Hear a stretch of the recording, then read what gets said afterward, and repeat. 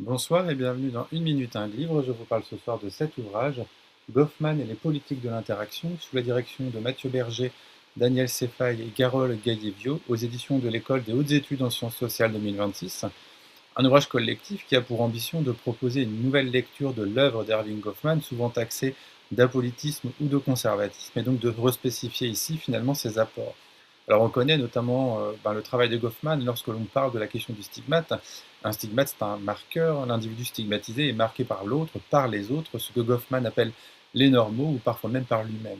Alors pour quelles raisons est-on stigmatisé? Son corps, son caractère, ses mœurs, sa sexualité, ses origines, sa religion, trois petits points pour beaucoup de motifs.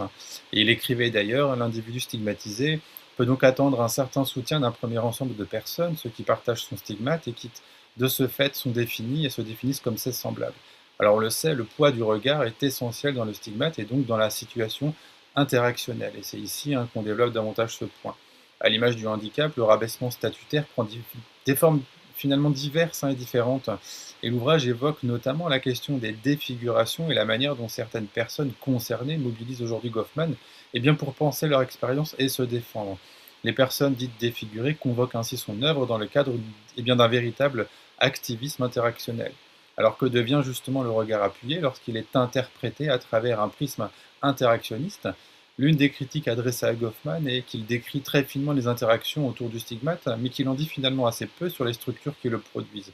Les rapports de domination, les inégalités systémiques, les discriminations institutionnelles, il se concentre surtout sur les micro-situations sans toujours analyser suffisamment les dimensions politiques, économiques ou historiques du stigmate. Voilà, c'était en tout cas ce qu'on reprochait.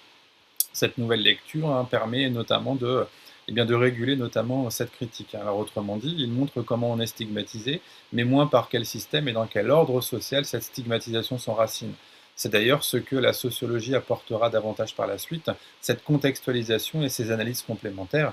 Et c'est encore une fois justement l'objet de cet ouvrage, revenir sur ces critiques et repenser la portée politique de l'œuvre goffmanienne. Et donc l'apport de Goffman concernant les interactions apparaît alors d'une grande richesse.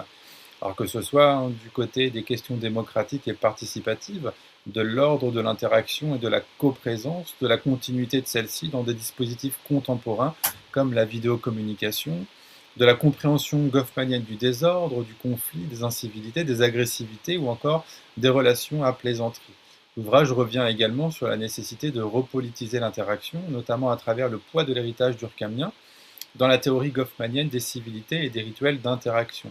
Mais il montre aussi toute la fécondité de Goffman pour penser le harcèlement public, les violences faites aux femmes ou aux personnes socialement dévaluées, parfois également même par les femmes.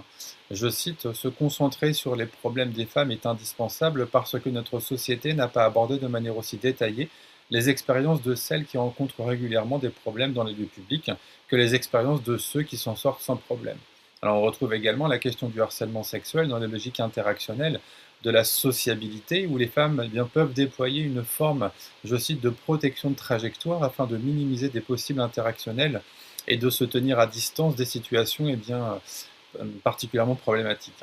Alors concernant l'ordre de l'interaction, celui-ci peut être couplé de manière relativement lâche aux déterminations sociales. Il constitue une sphère dans laquelle les acteuristes se définissent mutuellement et où se communique une forme de moralité propre à l'interaction, notamment dans la perspective développée par Anne Rawls.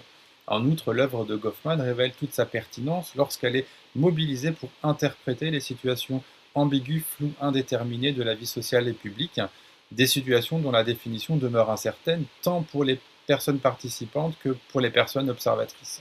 Alors relire Goffman pour mieux analyser le monde contemporain apparaît évident, en tout cas après la lecture de cet ouvrage, et peut-être aussi pour mieux comprendre cette micro-politique de la visibilité qui traverse nos interactions dites ordinaires. Vraiment, je vous invite à découvrir cet ouvrage, c'est d'une extrême richesse, et ça permet encore une fois de refaire le point sur le travail de Goffman qu'on a tendance peut-être à simplifier. Voilà, donc c'est l'idée en tout cas de redonner du sens et une valeur en tout cas au travail pluriel finalement de Goffman. Je vous souhaite une bonne lecture, une bonne découverte et à bientôt.